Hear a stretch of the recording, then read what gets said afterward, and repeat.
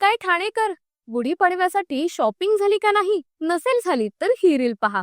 3.5 मुहूर्तांपैकी एक समजला जाणारा सण म्हणजे गुढीपाडवा. आणि गुढीपाडव्याच्याच निमित्ताने ठाण्यातील बाजारपेठ सजलेली पाहायला मिळते.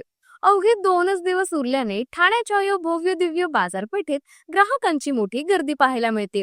गुढीपाडव्यानिमित्त तुम्हाला विविध रंगातील आकर्षक गुढी वस्त्र उपलब्ध आहेत.